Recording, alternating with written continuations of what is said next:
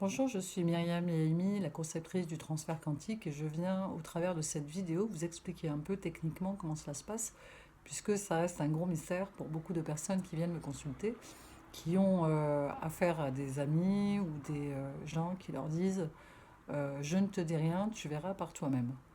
Donc moi personnellement ça ne m'arrange pas puisque du coup comme c'est un peu particulier, il y a beaucoup de personnes qui sont un peu perturbées par la façon dont ça se passe.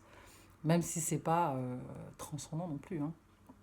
Alors, je vous explique comment ça se passe. Pendant une séance de transfert quantique, je commence par faire ce qu'on appelle une anamnèse, c'est-à-dire que j'interroge le patient sur son histoire dans un ordre très précis. Ça, c'est la première partie. Savoir un peu comment l'enfance s'est passée, les drames vécus, les traumas, etc., etc.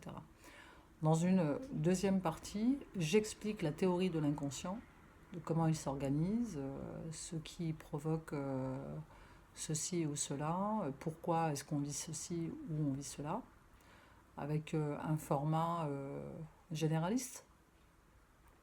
Et ensuite, la troisième partie, la personne est allongée sur mon divan. Alors pourquoi les gens sont allongés? Parce qu'au départ, je pratiquais plutôt sur les personnes en posture debout, mais les gens qui ont un gros problème d'hyper-contrôle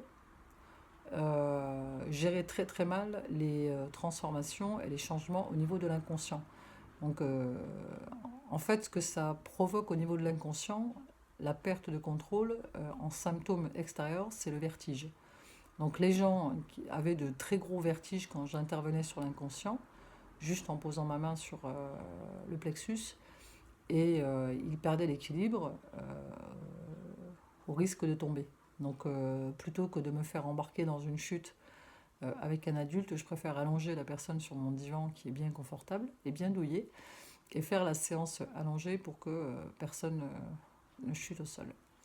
Donc la troisième partie, je pose ma main droite sur le cœur, on va dire vraiment comme ça, sur le cœur des personnes, et je lis les textes. Alors ces textes sont des textes de guérison, un peu comme la prière du feu. Ce sont des textes qui ont une vibration très spéciale qui permet l'actualisation de l'information de l'inconscient. Et alors il y a des gens qui sont un peu gênés par la forme un petit peu spirituelle, les mots employés dans ces textes. Pour ça, j'ai un casque dans lequel je peux mettre de la musique pendant que je dicte les textes si la personne est dérangée par le contenu. Ou, bon, il y a beaucoup de gens qui s'endorment quand même, mais ça n'est pas très gênant. Je fais des séances à distance, donc je ne demande pas forcément que les gens soient, comment dire, intellectuellement réceptifs au texte, hein, c'est pas la question. Je ne vends pas de, comment dire, d'idéologie ou de courant théologique, hein. Moi, je suis totalement contre la religion, quelle qu'elle soit. Voilà, si j'ai une approche, elle serait plutôt bouddhiste, mais sans, voilà, c'est pareil, le bouddhiste pour moi c'est encore un peu dogmatique, mais ma théorie se rapproche beaucoup plus du bouddhisme que toute autre religion. Euh, Ensuite, après l'intégration des textes, pour actualiser l'information de l'inconscient, je refais une lecture de l'inconscient, je me reconnecte à l'inconscient de la personne pour refaire une lecture et lui donner le résultat de la prédétermination de l'inconscient. Ce que je vois n'est en aucun cas des images médiumniques, hein, ce sont des images mentales qui sont du même matériau que le rêve. Euh, c'est le support utilisé pour se connecter, c'est l'empathie, hein, c'est pas autre chose. Alors l'empathie dans mon discours à moi et dans mon monde n'est pas la compassion et n'est pas l'altruisme, c'est juste la capacité à se connecter à l'autre de la même manière qu'un ordinateur est connecté à son imprimante. C'est une connexion qui permet un échange d'informations, mais en aucun cas détermine une certaine morale ou une capacité à la compassion ou à l'altruisme. Voilà, c'est ni bien ni mal, pour résumer. Donc la prédétermination, c'est un peu comme si vous étiez à un rond-point et que vous décidiez de prendre plutôt à droite qu'à gauche ou plutôt devant que derrière. À partir du moment où vous empruntez une route, il y a des éléments déterminés, prédéterminés dans cette voie-là. C'est plutôt ce que je vois. Un peu comme si on prenait l'autoroute pour aller, alors ici on est à Montpellier pour aller à Nîmes, et que je vous dise à l'avance, bon bah vous verrez, il y a une sortie Lunel, il y a une aire d'autoroute qui s'appelle Ambresoub. Ça n'a rien à voir avec la médiumnité, ça a à voir avec le fait que ça existe sur ce chemin-là. Voilà.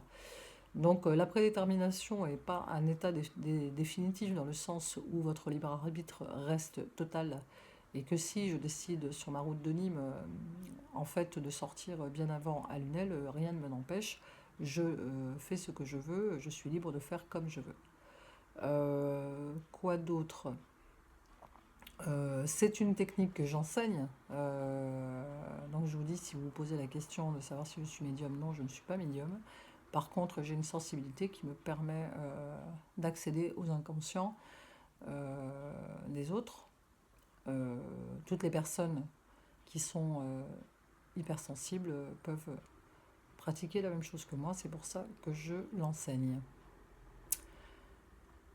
Je ne vois pas quoi rajouter de plus sur le côté pratique de l'outil. C'est assez simple, hein, la pratique, finalement. Voilà, si vous avez d'autres questions, vous pouvez les poster sous cette vidéo sur ma chaîne YouTube. Je vous souhaite une bonne continuation et à bientôt.